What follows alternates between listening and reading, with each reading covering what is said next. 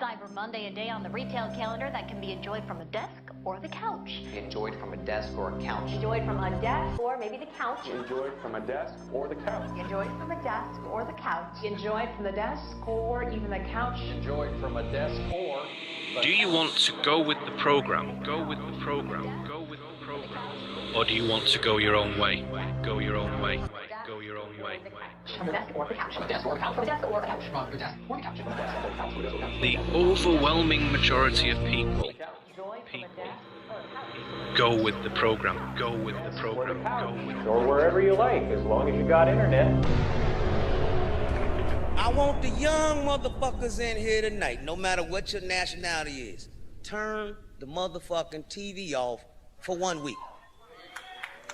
And see if you can survive.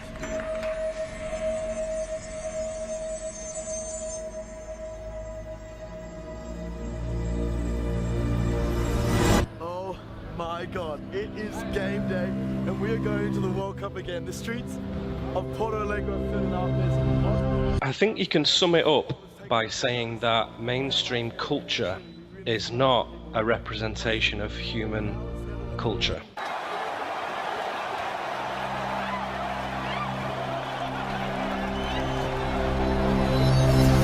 So the culture that we've known essentially for the last 2,000 years, let's say, you know, from the days of Greece and Rome and all that caper, right up to today in New York and Madison Avenue and Tokyo and London and Paris and Hamburg or wherever, the culture that emanates out of the West is not a reflection of human beings. It is a reflection of the empire.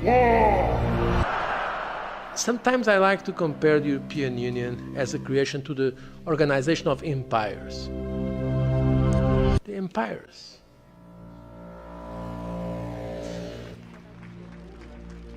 There is really one empire, and it just changes its robes, as it were, its garments throughout history. And that single empire stretches back, what we think as Americans and Britons, quite a long way to Egypt.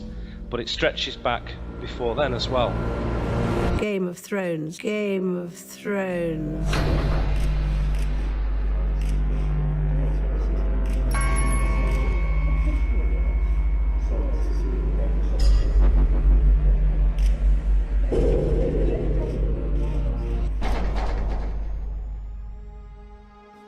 Transmutation. You can go and check that out at transmutationmovie.com. It's a film about uprooting the experience of normality, a piece of art that can be enjoyed and that will inspire us to go our own way. The path of the truth seeker or the mystic or the inquiring individual, however philosophical and articulate we want to be with the language, somebody who's just looking around truthfully in the world, one of the first things you realize is that the empire sets itself against the individual.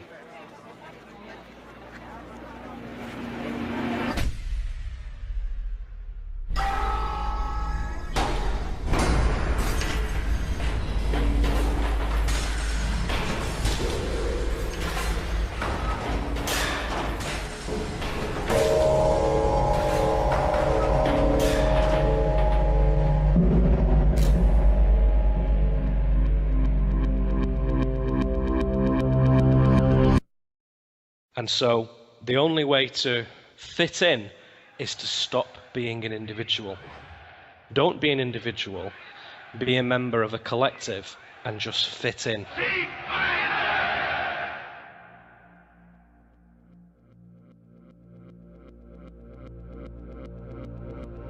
From time to time there's a resurgence where individuals say, hang on a second, no.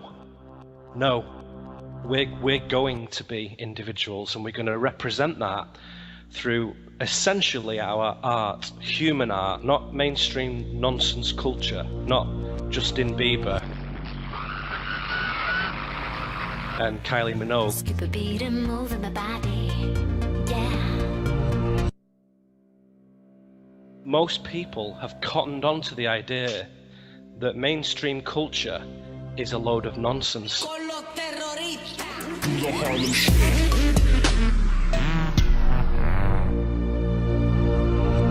And they've started to generate their own subcultures. And one of those subcultures is what we call, you know, the alternative community, alternative thinking. I know when I show up at the farmer's market that the food is local, that it's good for me, and that my dollar is going basically back to the farmer who grew the food.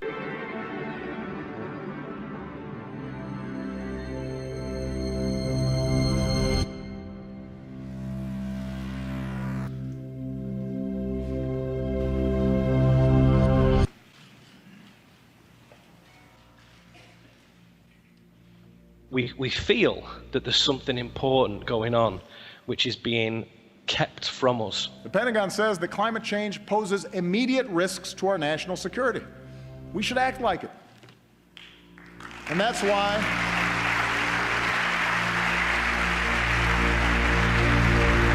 it's been that way for many thousands of years, and this is the first time that they're really struggling to put a lid on it.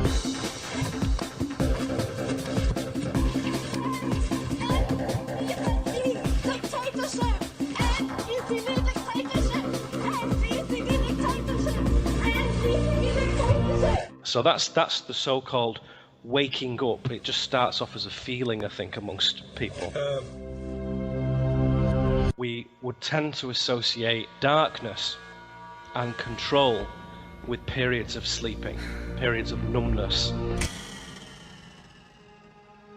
And we would associate awakening and freedom and truth with periods of light.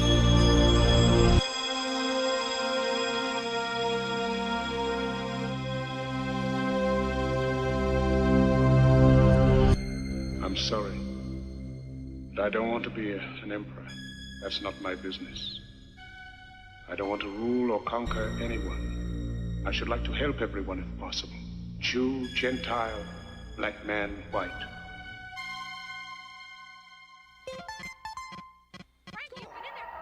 So the control level has shifted from physical, which it has been for a very, very long time, to psychological. So it now preys on the unthinking man, on the lazy man, and the weak man. You've been here since 5, 6 in the morning, standing in line to meet the one and only Hillary Rodham Clinton. Did she live up to your expectations? She did. She did. She said she liked my glasses, so, I mean, that's a highlight of my day. What are your expectations from Ms. Clinton? That she just continues to be the role model that she is, and she continues to inspire women and affect change, across the world and the policies that she's been working on. Can you describe, like, what specific policies within that you support or that you're excited about? Not necessarily. And so part of the journey of awakening is coming into your sovereignty, into the idea that, well, you are your own boss. We are each our own boss. And one of the key factors that detaches you from control is to assume that attitude. Not in being massively too big for your own boots or arrogant or anything. In the same way that, if we use a popular culture reference, like a Jedi would be master of himself, yeah? In a very humble, powerful, quiet, balanced manner.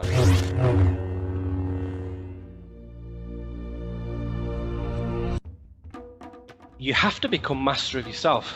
You become master of everything about you. Achieve self-mastery in everything you have, and then nobody can sort of touch you, really. And that is the natural path of the human. That's what everybody is. In a sense, all beings with a human soul are destined for that. I think once you get into the kind of vibe of generating your own culture and your own media and your own philosophy, you sort of come very quickly as a young man or a young woman to the conclusion that you think, I can do this. My art, my philosophy, my perspective is just as good as anybody else's, and I don't have to be an academic or government sponsored or university professor to do this. And in fact, perhaps it's an impediment and a handicap to have those things. Perhaps it's better to develop my own learning and my own discernment and my own scholarly attitude. Hi, my name is Rachel Parent. I'm 14 years old and I'm the founder of Kids Right to Know.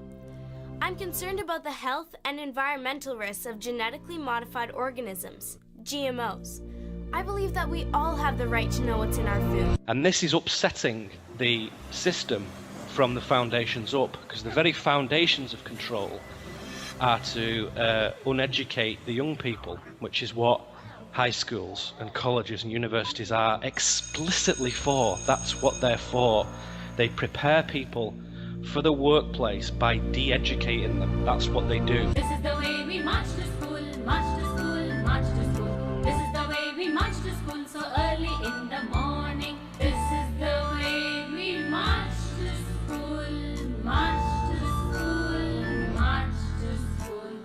This is the way we march to school so early in the morning.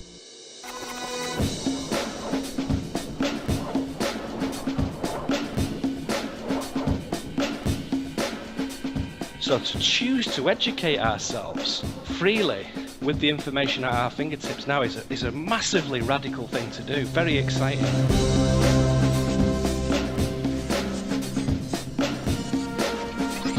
Your soul, in conjunction with the nature of this planet and the wider forces of the universe, wants you to go your own way.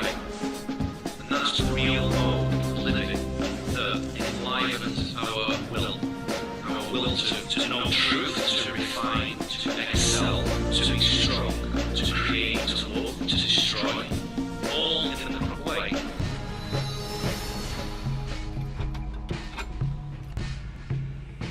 If you're locked up in a little room for 25 years, very quickly you learn that the first freedom is mental freedom, is your attitude. Open your mind. Open your mind. Open your mind. Yes, sir, wedding bells finally rang in the life of Margie Blake. Back from their honeymoon, she and Tim are headed for a life of wedded bliss, they think. Yes, the honeymoon is over for Tim, now that he starts back to work. And it's over for Margie, too, as she enters her bright new kitchen to cook her first meal. Can she prepare those favorite dishes of Tim's, just like his mother used to make? Our families, our parents and their parents and grandparents and great-grandparents are so ingrained with the idea of class, economic class, blood class, subservience, dominance, power, wealth, aristocracy, that is so ingrained into the blood of our families. Yes, even Margie found that she could learn to cook when she discovered the significance of the terms used in cooking. And Tim will never know she ruined her first cake.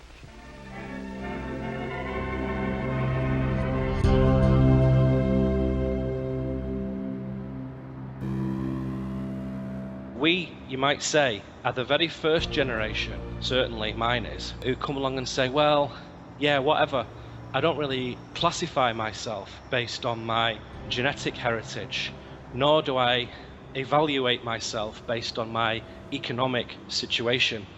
Therefore, that immediately releases me from lots of systems.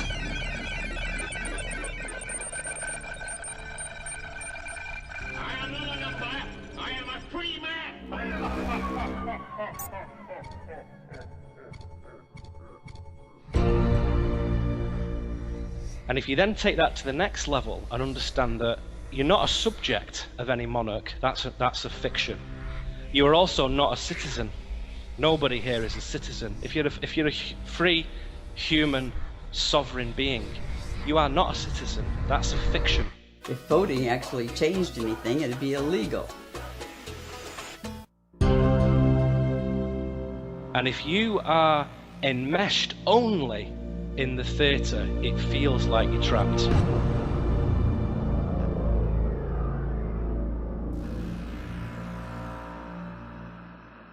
You just turn this one dial and you're tuned in perfectly. never watch the television. And so the path of the mystic, and this is a sacred and wonderful thing, is to see that that is not true, that you are not trapped in the theatre. Only your mind is trapped here. Open your mind. Once you've understood that process, and once you begin that unfoldment, the unfoldment is a simple choice. It's a choice to take yourself seriously. There can be no unknown areas in the unfoldment, no blocked emotions, no weak triggers. You have to go in deep to balance yourself. It attaches you to your true position of consciousness, which is not here. And to get there, you need to purify your mind, which is the whole endeavor of the mystic, is to do that one thing, to purify the mind to an extent where it locates the higher self and begins to withdraw its consent to its own bondage.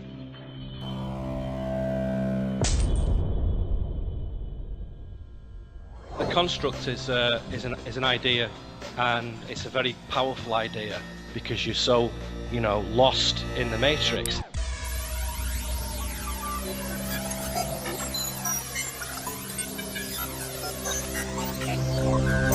When you see it from my perspective, you will also gain a different perspective, not only on the world at large, but also yourself. You won't just feel like, well, I'm a Homo sapien monkey man. That's me, that's what I'm doing, and I'm trapped in this nightmare world. No, that's a total fiction. It's a mental construct that you are agreeing to and maintaining with ignorance.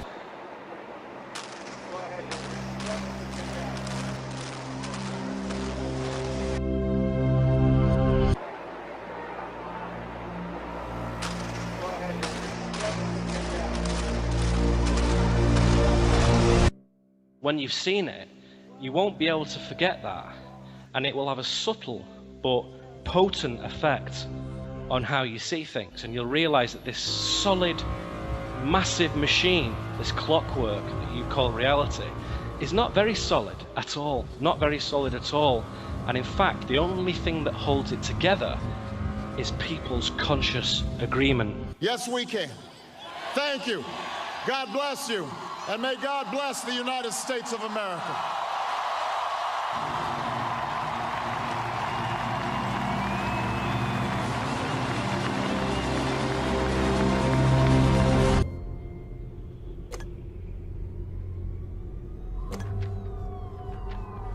And if we want to change this, all we have to do is stop agreeing to it. Surrender to the collective. Give in. Regard yourself as a little node on a big network.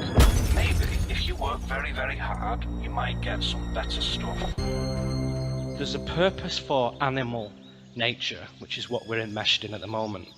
And one of the purposes of it is to learn high conduct, to learn that morality and ethics and principles and discipline is the bedrock, the foundation of spiritual growth. So the point isn't to get out and escape, it's to use this place as the very instrument itself for transformation.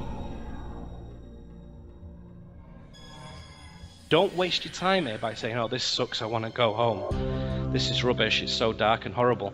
Well, it is, because that's the part of it that you've chosen to come into, because it's at its zenith, its apex of strangeness, which for the vulnerable and sensitive mind, which all clever people have that in them, can be very wearisome and very agonizing at times. But if you begin to shift your attitude and develop this independent spirit, this warrior spirit,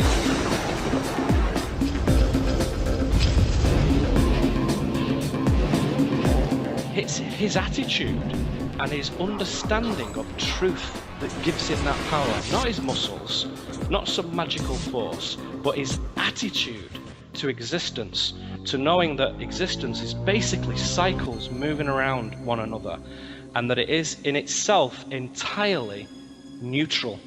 And most of the bad things that happen in this earth realm at the moment, and it's temporary, it will soon change, but right now, They are a result of our disownment of our own being.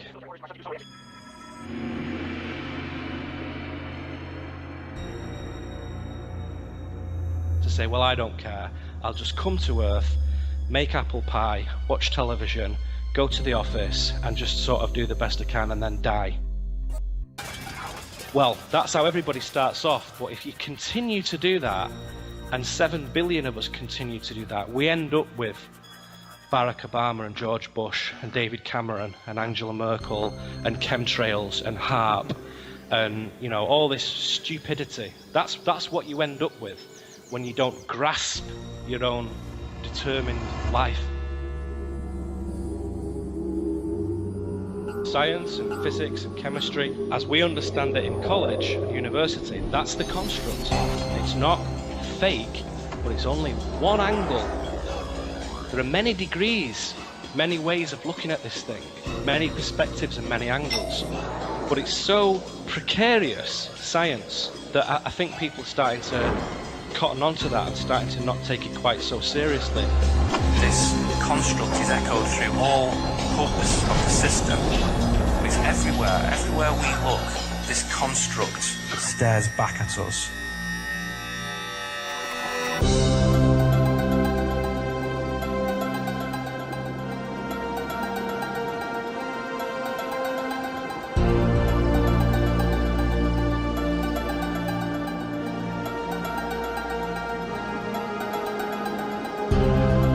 Now we're starting to understand that consciousness isn't this epiphenomenal little puke that comes with your brain. It's actually something that is flowing all the time throughout the system, and all we do is open up a little porthole in our head and let it flow through in one ear and out the other. And depending on the quality of that vessel determines your experience of consciousness. Whereas when you start to engage and make that active and think, hang on a second, maybe I am okay to create some things and to think differently. So the more engaged you are, the more that happens. And you start to formulate your own code of conduct as a man of honor and power on the planet. And that built into that is humility and intellect, creativity, peace, destruction, creation, everything. And that starts to have an effect on how you change the world around you. When you want to change your circumstances, change your girlfriend, change your bank balance, change your clothes and your music and where you live and what food you eat and who you spend your time with, that starts to fall into place with your own growth. And as I've said many times, when the universe, the ecology of life around us, sees that you are taking yourself seriously, bettering yourself, becoming a truer being, it helps you, and it starts to throw you synchronistic breaks, and it starts to give you gifts, and it starts to just give you a bit of a helping hand, really, and say, hey, you're not alone on this, you know, because the universe is doing the same thing we are. It's trying to refine. It's a work in progress. It's not a finished thing. It's continually refining, and we're part of that refinement. And when you get that, suddenly life starts to be less, you know, this clunky cause and effect thing, and be something much more coherent and synchronistic and magical.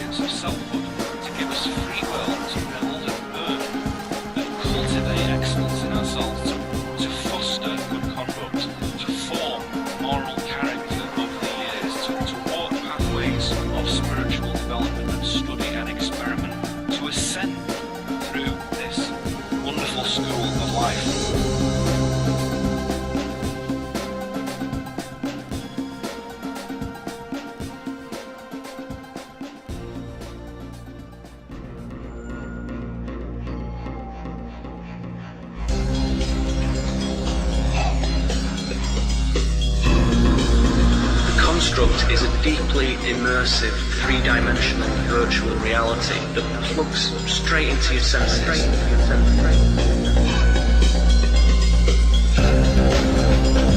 The construct is a map. Normality is the religion of the construct. When they start to lose faith in the construct, it begins to falter, it begins to lose its equilibrium. The construct is clever.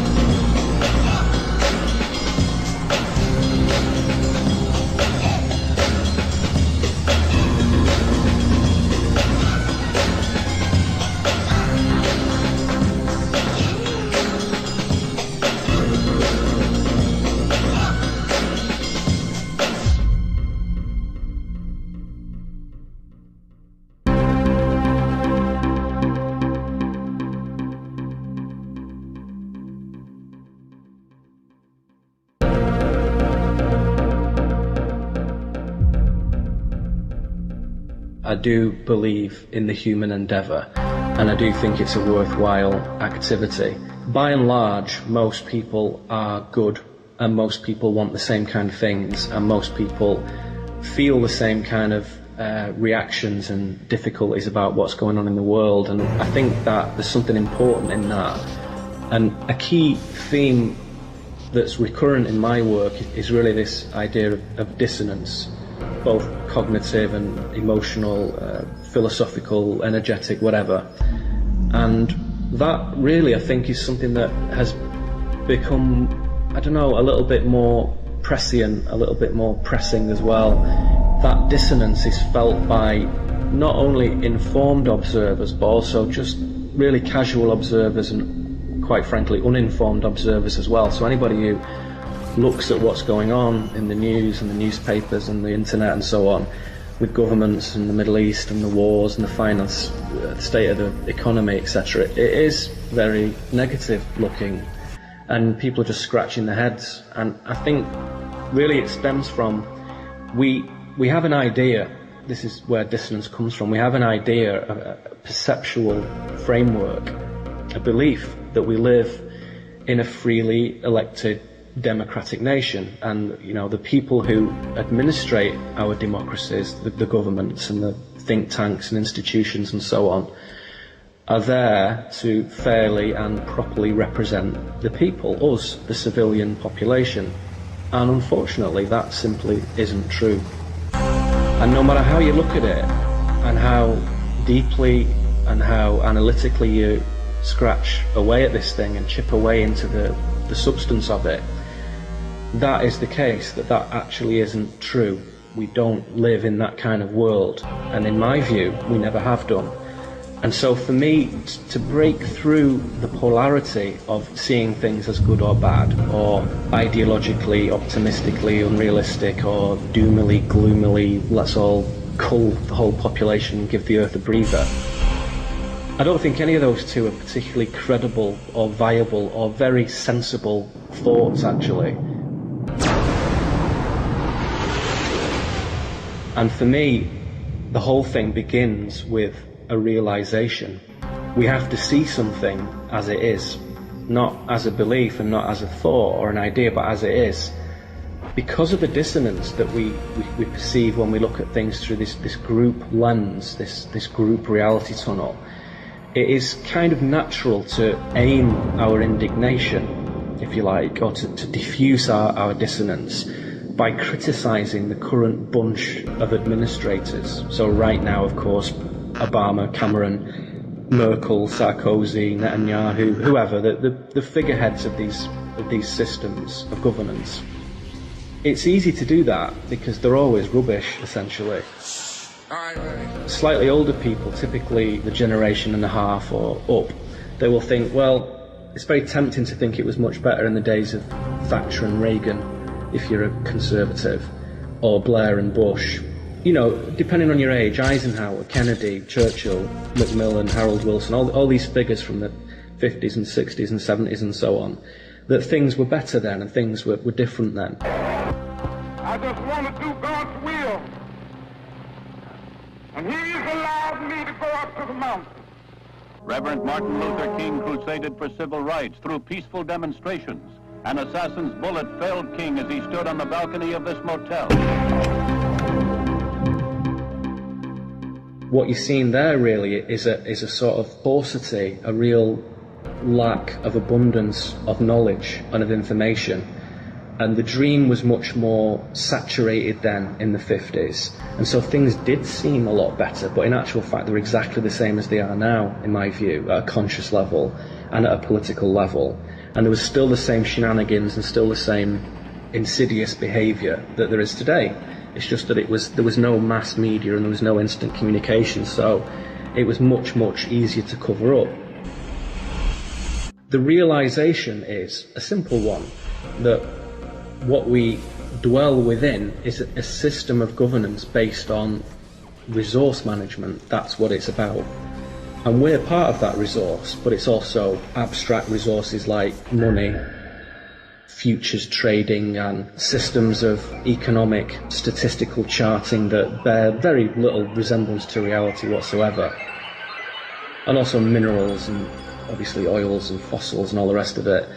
And really, whether you want to look at this from a geopolitical perspective or realpolitik or esoteric perspective, New World Order, conspiratorial. I find it absolutely unbelievable that anyone in our government could have such a heinous or evil plot to strike their own people. Or whether you want to zoom out a little bit and see this as consciousness and a spiritual journey. All these things are valid, credible avenues of inquiry. They all show us things that are significant, they're all important to contemplate it. And it's no use just focusing on just one, because you only see one facet of this object.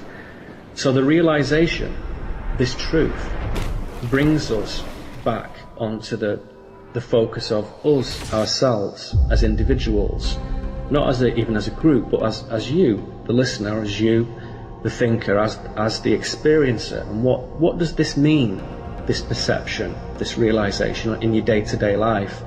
So it brings it back into very much your own consciousness. And that means that if the source of your incoming vectors, shall we say, where you get your news from, is just the TV, BBC and CNN and so on, Fox or whatever, and the radio and the newspapers and Google News and so on, you know, is that really giving you a valid picture of what's occurring in the 21st century on Earth? And I think we all know that it isn't really a valid picture. It's one single filter through which we see things, one single translation of what's going on in the world. So the first thing to deal with, to grasp this realization, is in this sort of impulse of understanding what's happening in your community, what's happening in science, in music, in art, technology, spirituality. What are people doing who have long since anticipated or experienced this realization and who have already gone through it? What are those people doing?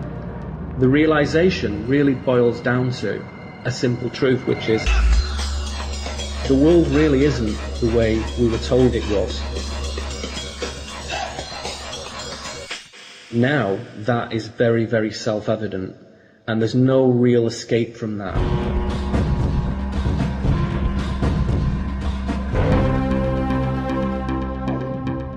The problem looks very doom-laden when we imagine that the only way to solve that problem is by shuffling around the same pieces on the game board that represent that problem. And of course that isn't really a viable way forward, and various people have worded this in different ways, that you can't kind of solve the problem with the same consciousness or the same mindset that created the problem. Always with these things, it brings us back to what are we going to do in our own lives, because that's where the whole thing for me emanates from. Many spiritual philosophical systems and traditions and sects and so on have grappled with these questions for aeons, for many, many millennia. It's nothing new, this. It's always been like this. And it's not suddenly got a lot worse. It's just suddenly got a lot clearer.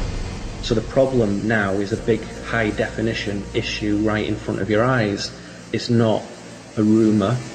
It's not a notion, and it's not a vague or faint possibility. It's something that is right there. We can see it. It doesn't function. The system is broken. Even within the main monotheistic religions, the Abrahamic religions, Christianity, Islam, Judaism, whatever, for me, the root of all these systems is a single spiritual discipline, which is aimed at the same things, which is liberation, clarity, cooperation, harmony, knowingness, and fundamentally understanding that the idea that when we rewire our inner landscape, that is the only thing that shifts the outer landscape.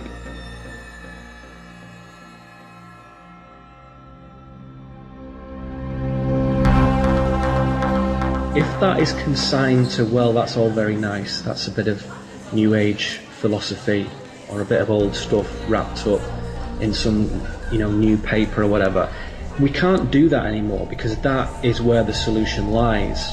That dissonance that I speak of, that arises from the fact that we constantly seek to disavow this truth of the inner landscape of what we are and what we're doing here. And the longer we disavow that, the worse things get on the outside. So in a very, very literal sense, and I must admit even myself over the last decade or whatever, it's increasingly got this way for me, the outside is a very literal translation of what's going on the inside.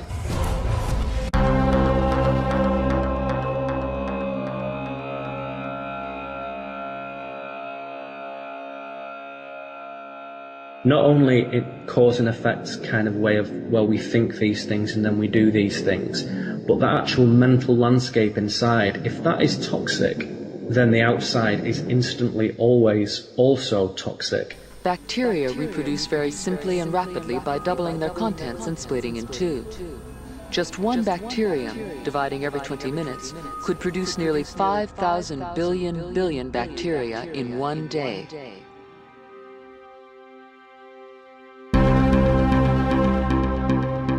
We have to go to that inner space to correct this problem, and that is where this solution and this issue lies for me. I remain extremely optimistic because our facility for transforming that inner landscape in a very real, hands-on, simple way, and all the different techniques and tools and tactics and strategies and so on, are very well documented, very well laid out, and despite various attempts to subvert those, the accessibility of that information and hide it and conceal it, hasn't worked. It's all still there, it's all over the place. But we're so accustomed to living a life which is very self-centered in the commonly understood sense, and very clinging to our own existence, that it seems an equation that doesn't add up for a lot of people, like what's in it for me if I go within? What does that mean? What you're talking about? How does that change the outside?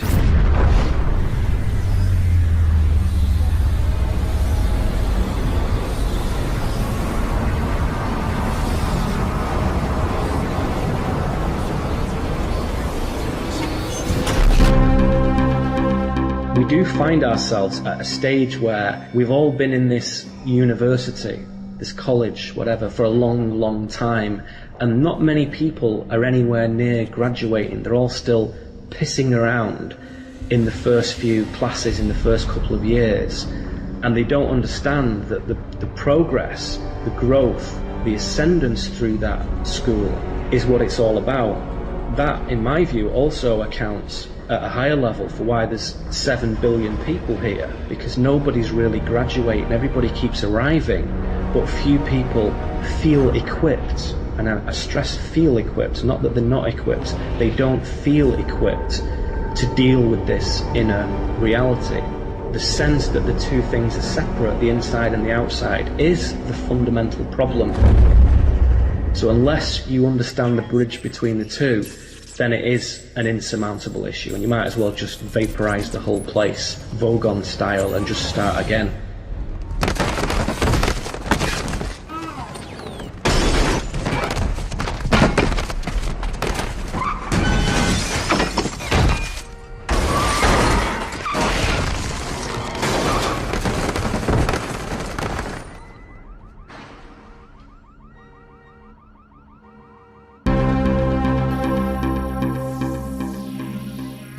that is just a reboot. It doesn't actually correct the fundamental issue, and it will just recur again in a few million or billion years or whatever. So we might as well deal with it now. We might as well grasp the nettle now. When they start to lose faith in the construct, it begins to falter, it begins to lose its equilibrium. The construct is a deeply immersive, three-dimensional virtual reality that plugs straight into your senses. I think it is important that always preceding a new way of doing things is a destruction of the old way of doing things. And I don't think that's anything to be afraid of. It isn't the case that you can move from one moving train that is going north and just jump across from the cars to the other train that's moving south without actually getting off. So you have to get off and stand there in the wilderness, scratching your head, looking at both trains disappearing. It's not possible to smoothly step from one system into another.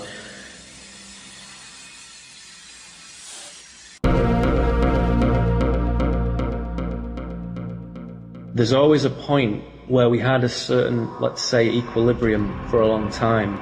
A system, before it coalesces into something new, has to lose its equilibrium, and that is what we're seeing now.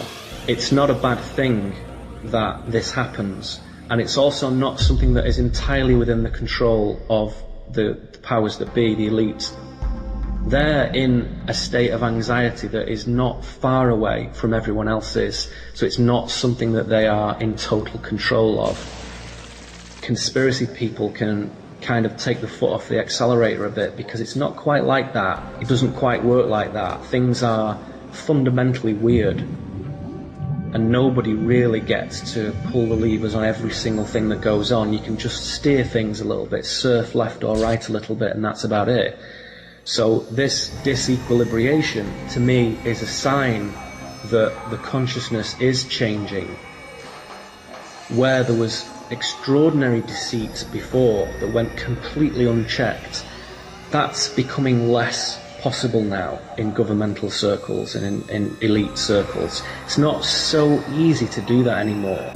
So there is a fundamental shift in the power structures from localized pockets and states and counties and organizations and so on to hugely centralized edifices. And that's where a lot of the comment about division of the earth into just a few small sectors, like this huge European superstate, and the disintegration of the US dollar, which seems to be almost upon us, or if not has already happened, and there's just this surrogate just tiding us over till this Amero, this American Mexican currency comes in. All these ideas and things being put into place, contingency plans they are, contingencies for trying to accommodate this change. And for me, the best way to anticipate change is to actually be that change and to be part of that change.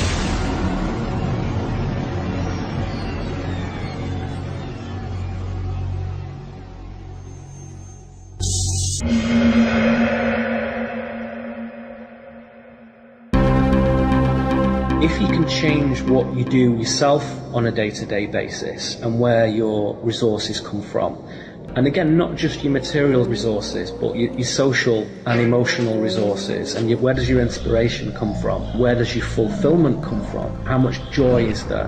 Where do those things come from? How are you creating them? Or are you just expecting to consume them from elsewhere?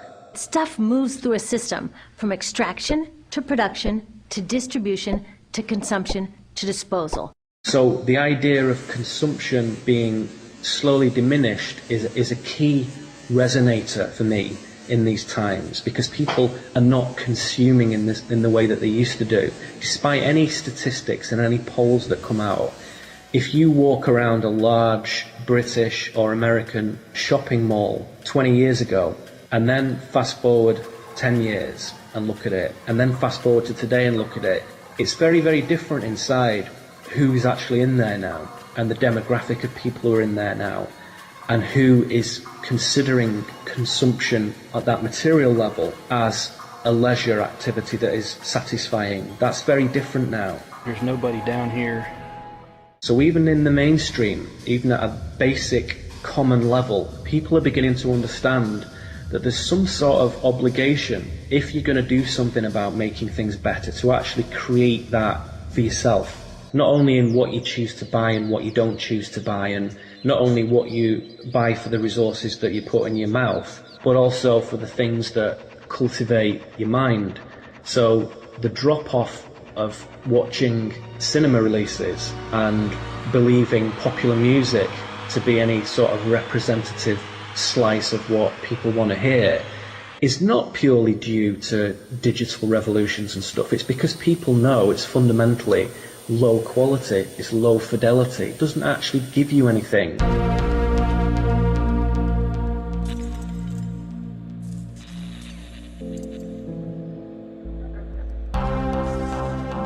It's an expression of something that is really quite dehumanizing.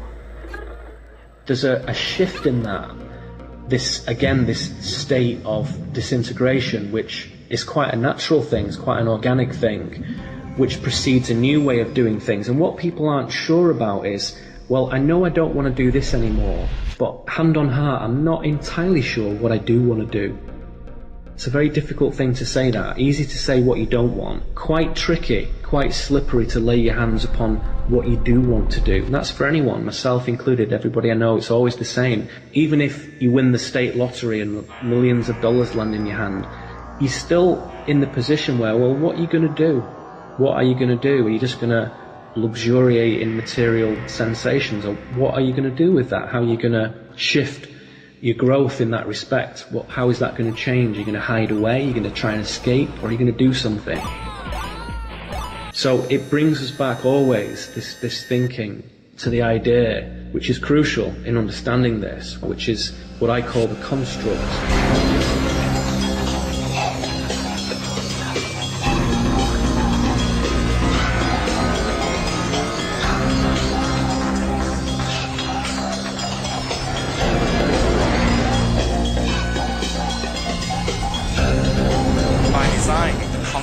Normalizes the perception of everything and everybody. This conditioning, this construct is echoed through all hubs of the system. It's everywhere. Everywhere we look, this construct stares back at us.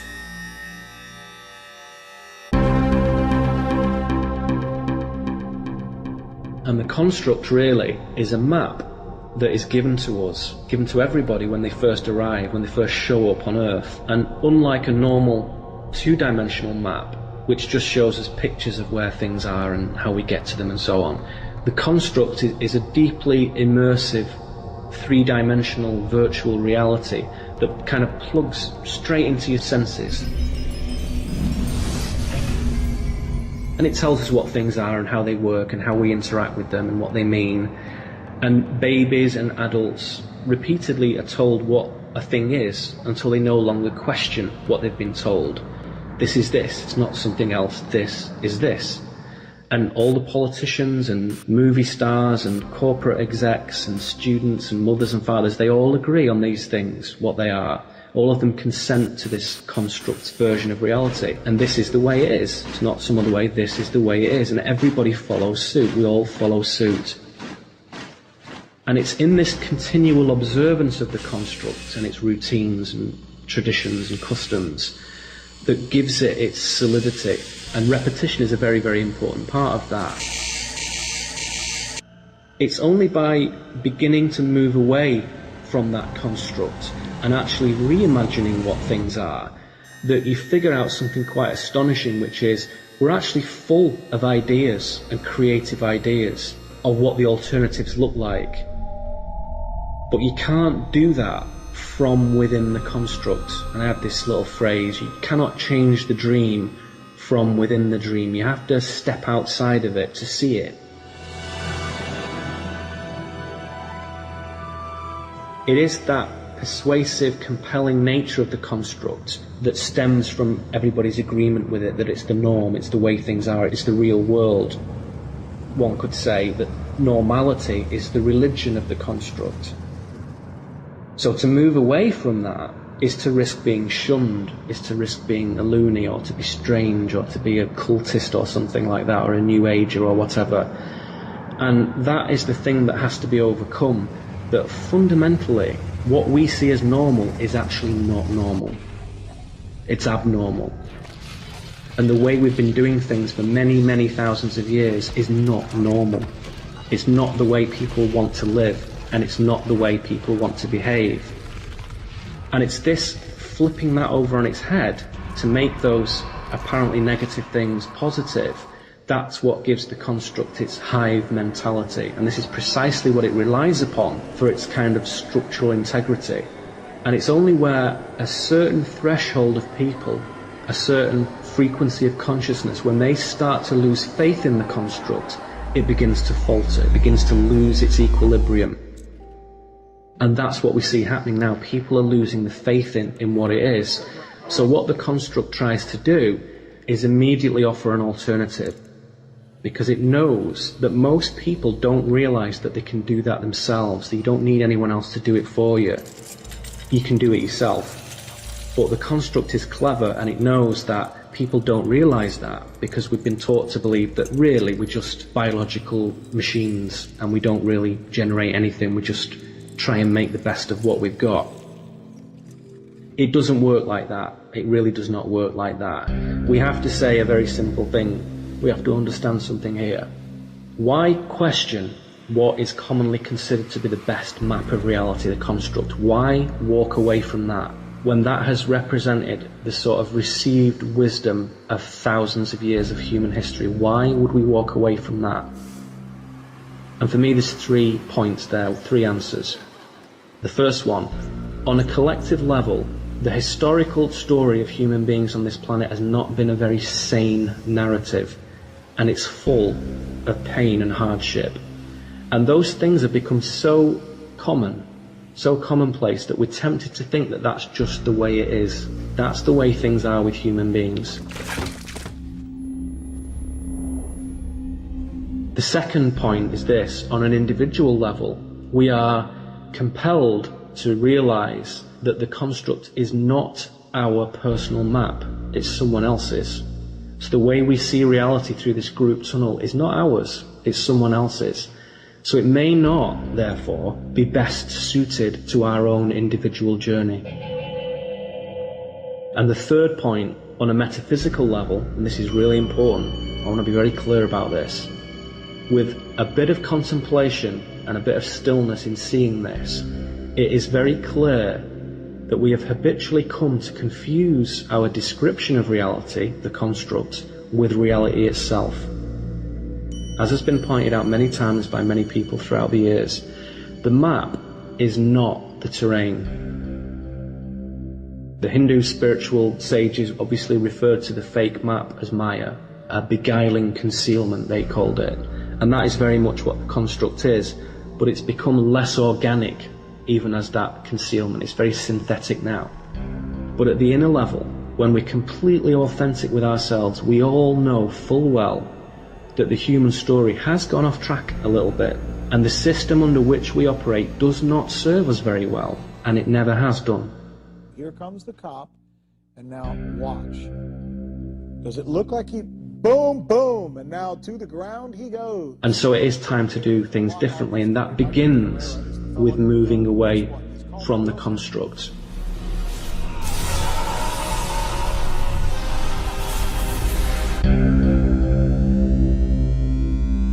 A bank robber who wants to rob the bank, the first thing he has to do is bypass the security system.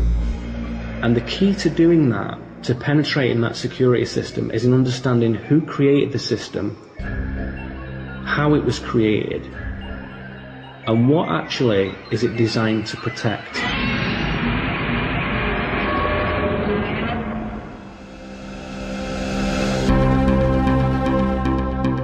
And so the construct has to be viewed in that sense. Who created it? How? What is the construct designed to protect? Because there's an organic element to it, which is part of the mystery of being on Earth, to perceive that. But there is a definite synthetic element to it as well. And it's that synthetic element that deserves our analysis. Very often we can say that the left brain impulse in humans to label and categorize and file and turn everything into this huge taxonomy, this hierarchical system of classification, doesn't really help us hugely in that respect. And so we have to exercise the right brain impulse a little more, the intuitive impulse, the creative impulse. If you accept the taxonomy, the structure, the hierarchy of the construct, and you agree with that, then it appears that you get a lot of freedom within it, because you can choose from this sort of vast shopping list of things. You know, name what you want and it's all there. You can drive what you want, live where you want, drink and eat what you want, play sport, vote, have sex, join the army, join the Masons, whatever you want to do. You can do anything, whatever. That's the genius of the construct, and it feels like freedom when you can select from its shopping list, but it is not freedom. That overwhelming degree of choice really deters people from any further contemplation of what real liberation is, what real freedom is.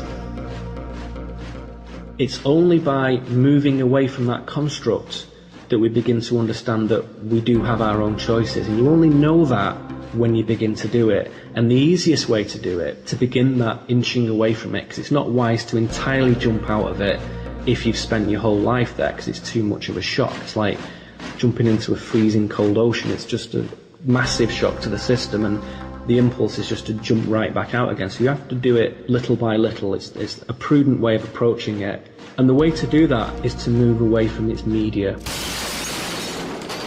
is to move away from its broadcasts. We'll do it live! Fuck it! Do it live! I'll write it and we'll do it live! Fucking thing sucks! In 5, 4, 3. They do not represent actual reality in any way, shape or form. The filters of those broadcasts are so at odds with what's actually happening in the world that it really deters us from seeing clearly from our own filters, from our own way of looking at things, and it creates a sort of noise. So we have to decontaminate ourselves from the mainstream media, and that's a very powerful way of doing that. Not just don't watch TV, the whole thing, everything.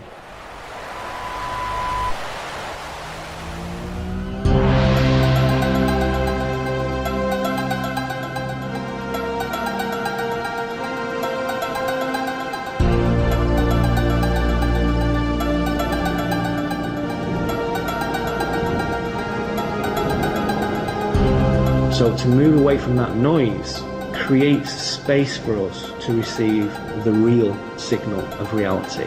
The only signal is the organic signal, and that does not come through the media.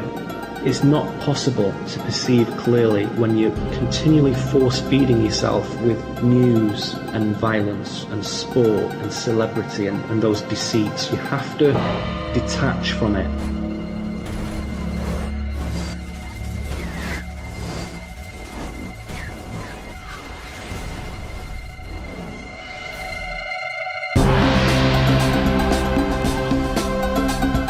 A very wonderful thing happens, which is that your view of reality begins to shift to a real one. So you still see the black and white and the grey, you still see the positives, you still see the negatives. You don't detach yourself by hiding, you detach yourself by reformulating your own perceptive apparatus to say, I am going to see things as they are. I'm still going to walk through New York City, I'm still going to walk through London, I'm still going to walk through the countryside and see things as they are, but I am going to decide what is newsworthy, and I am going to decide how much attention I pay to local, national, international affairs, and what is relevant and what's important. And so you can still look at whatever you want to do, but you claim the power in this respect by determining for yourself what you want to look at, what you want to put your energy into, what you want to become conscious of.